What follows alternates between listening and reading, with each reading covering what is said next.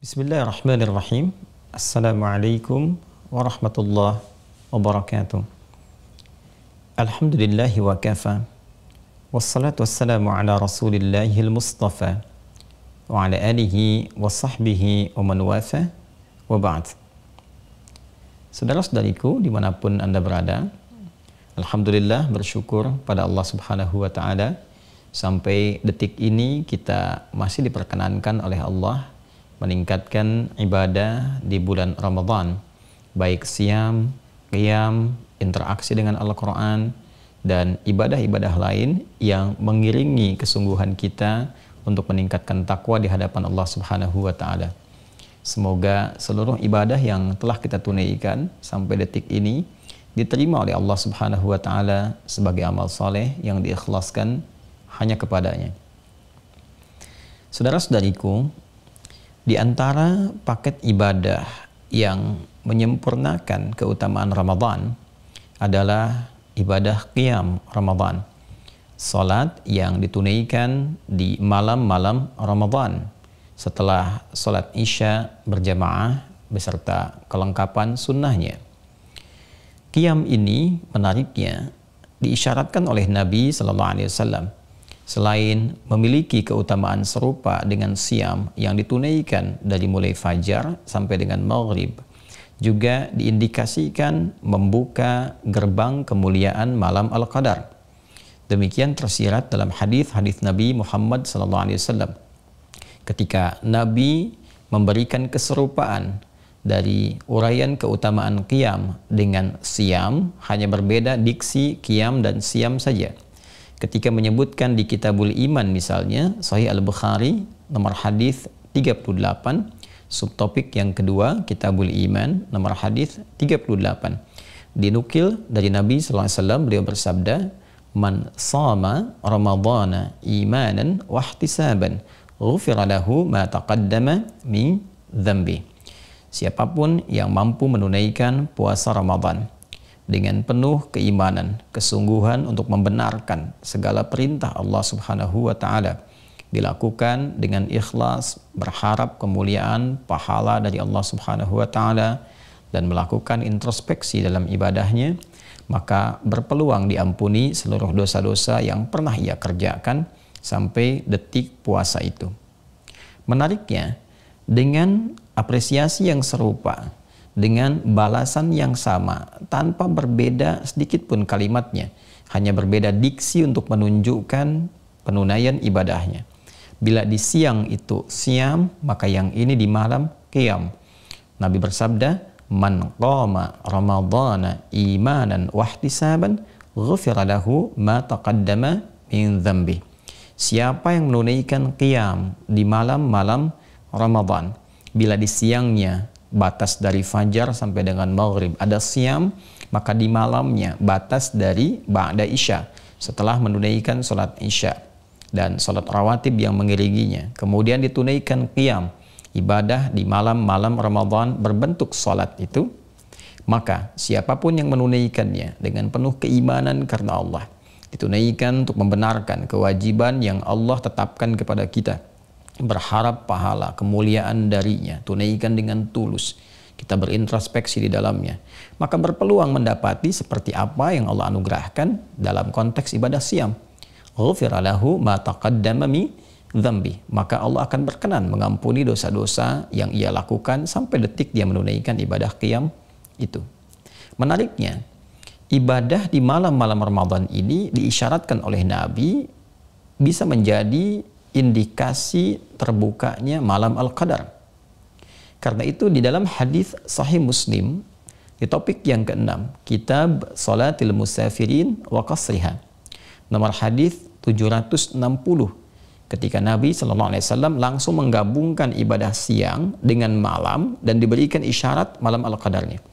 Nabi menyampaikan, "Man shama Ramadhana imanan wa ihtisaban, ghufira lahu ma taqaddama min dzambi. Wa man qama lailatal qadri imanan wa ihtisaban, ghufira lahu ma taqaddama min dzambi."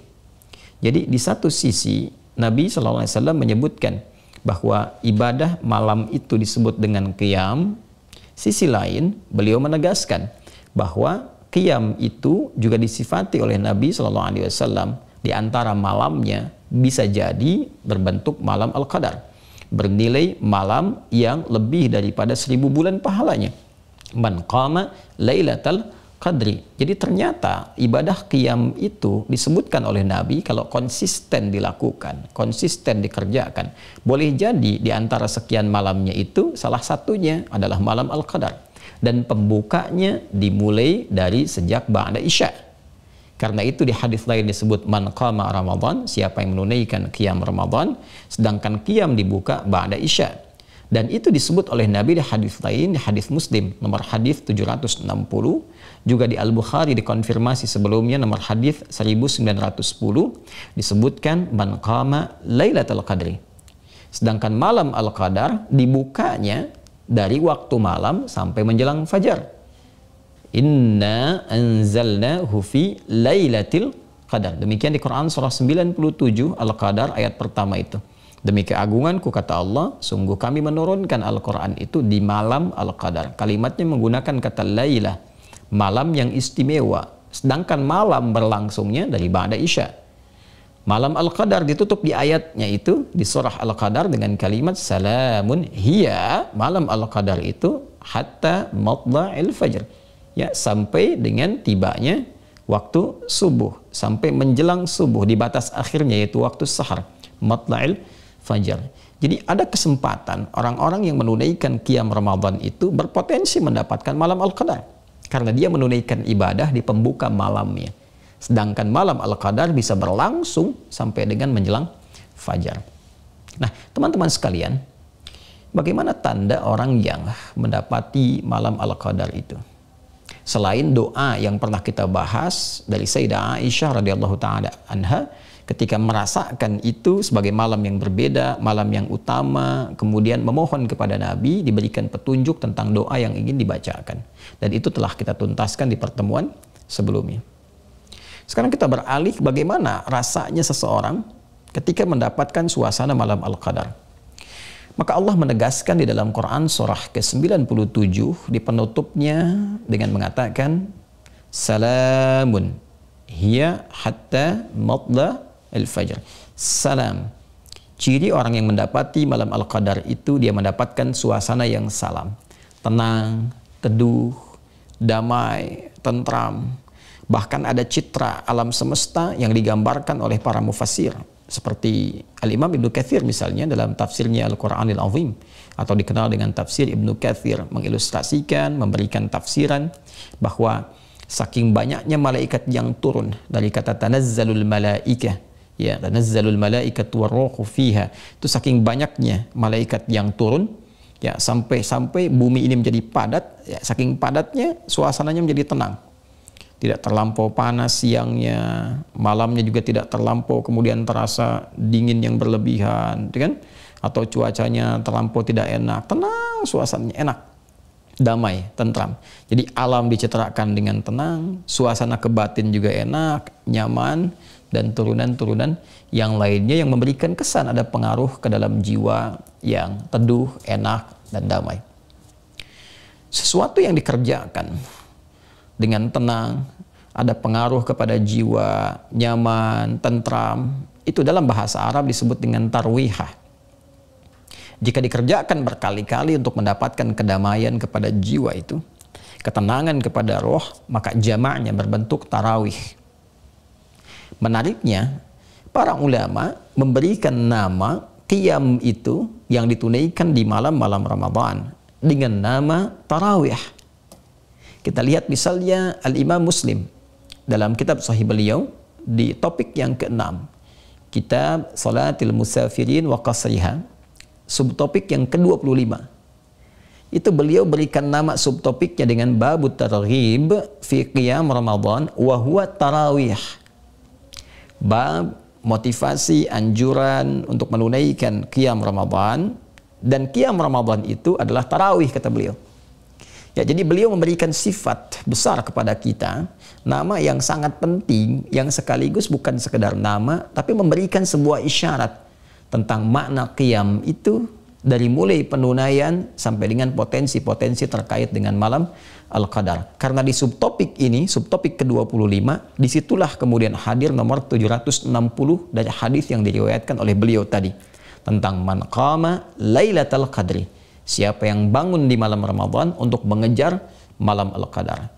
Tema besarnya, subtopiknya disebut oleh beliau babu targhib fi qiyam Ramadan wa huwa tarawih. Kenapa muncul nama tarawih ini? Apa kaitan dengan qiyam Ramadan?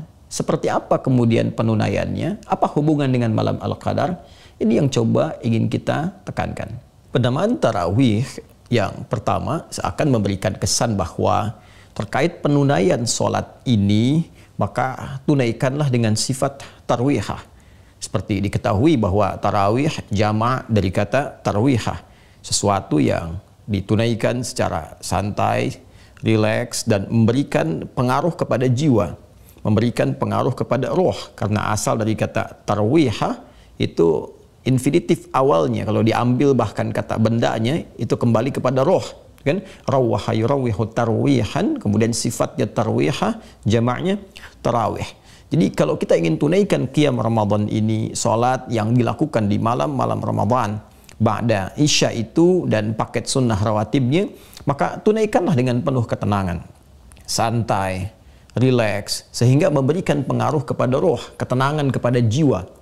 Ditunaikan dengan baik, imam yang bagus, bacaan yang benar, dan duduk di antara sela-sela jeda setelah salam itu dengan nyaman, dengan tenang. Di pertemuan yang lalu kita bahkan belajar doa yang disampaikan dari Nabi SAW yang ditalkinkan pada Sayyidah Aisyah radhiyallahu taala anha. Allahumma innaka afuwwun karim tuhibbul afwa fa'fu anni. Keadaan santai, tenang, nyaman, dan memberikan dampak ketenangan kepada roh, kedamaian kepada jiwa, itu yang disebut dengan tarawih. Jamaknya disebut dengan tarawih. Di solat ini diberikan kesan nama dengan tarawih, dikuatkan oleh Al-Imam Muslim di topik yang ke-6, subtopik yang ke-25 dengan penekanan babu targhibi fi qiyami Ramadan wa huwa tarawih, bab motivasi, anjuran kuat menunaikan ibadah qiyam Ramadan, yaitu tarawih, memberikan kesan bahwa qiyam Ramadan itu tunaikan dengan tenang, ya, sehingga ada dampak kepada jiwa, ketenangan kepada hati. Sisi yang lain, kaitan dengan malam Al-Qadar juga memberikan kesan kepada kita bahwa di antara tanda dapatnya seseorang malam Al-Qadar itu yang dimulai ibadahnya di pembuka malam, yaitu qiyam Ramadan atau yang disebut dengan tarawih, itu memberikan kesesuaian pesan antara diksi tarawih dengan salam. Salamun hiya hatta matla al-fajr. Tarawih, salam, tenang, damai, nyaman, tentram. Semesta pun tenang, diri kita pun nyaman, tentram, hatinya nyaman, tenang. Dan tarawih itu sifat yang ditunaikan berkali-kali untuk mendapatkan tarawihah, ketenangan kepada jiwa. Jadi satu sisi memberikan kesan bahwa sholat yang ditunaikan tenang, tidak buru-buru, nyaman, ada getaran pengaruh kepada jiwa. Sisi lain seakan memberikan kesan kepada kita bahwa orang yang mendapatkan malam Al-Qadar itu dia berlatih dengan banyak menunaikan sholat. Cirinya adalah dia mendapatkan salam, latihannya dengan tarawih, memberikan pengaruh kepada jiwanya.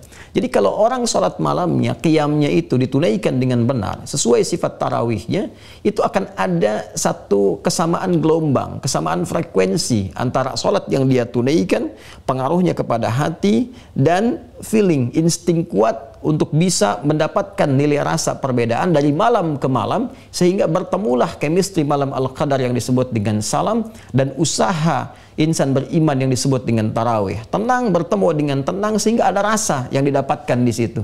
Nah, nilai inilah yang dibaca oleh Sayyidah Aisyah radhiyallahu taala anha dengan menyampaikan pada Rasulullah, "Ara'aita law alimtu ayya lailatul qadri ma aqulu fiha." Ya Rasulullah, bagaimana pendapat Anda sekiranya aku merasakan bahwa malam ketika aku qiyam itu malam yang aku rasakan sebagai malam Al-Qadar.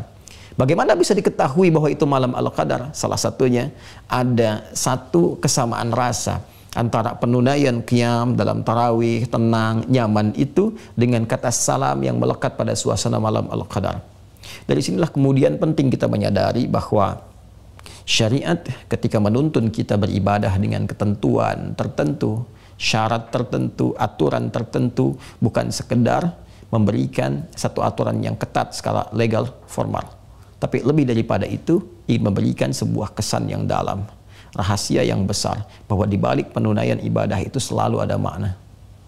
Dan bersyukurnya pada Allah Subhanahu wa taala, penamaan populer dengan nama viral tarawih bukan sekedar memberikan isyarat sholat yang ditunaikan di setiap malam Ramadan, tapi juga pintu gerbang guna memaknai sejatinya kemuliaan malam Al-Qadar. Tarawih, salam. Semoga keduanya menyatu dalam jiwa kita, berlatih setidaknya sampai malam-malam ini, sehingga dapat merasakan ketenangan, kedamaian, ketentraman, yang boleh jadi suasana itu bersamaan dengan salamnya suasana malam Al-Qadar, yang bisa kita isi dengan peningkatan doa terbaik kepada Allah Subhanahu wa taala. Demikian yang dapat disampaikan. Semoga Allah menerima dan memberikan pemahaman kepada kita, dan dengan itu kita bisa mengimplementasikan dalam bentuk amalan terbaik yang semoga Allah meridainya. Allahumma taqabbal minna innaka antas sami'ul alim wa tub 'alaina innaka antat tawwabur rahim. Allahumma innaka antas salam wa minkas salam wa ilaika ya'udus salam. Fahyina rabbana bis salam wa adkhilna jannata daras salam. Tabarakta ya dzal jalali wal ikram. Allahumma arzuqna ni'matat tarawih. Allahumma ati anfusana taqwaha wa zakkiha anta khairu man zakkaha anta waliyuha wa maulaha. Wa sallallahu ala sayyidina Muhammad wa ala alihi wa sahbihi ajma'in. Wa akhiru da'wana subhanakallahumma wa bihamdika asyhadu an la ilaha illa anta nastaghfiruka wa natubu ilaik. Walhamdulillahi rabbil alamin. Assalamualaikum warahmatullahi wabarakatuh.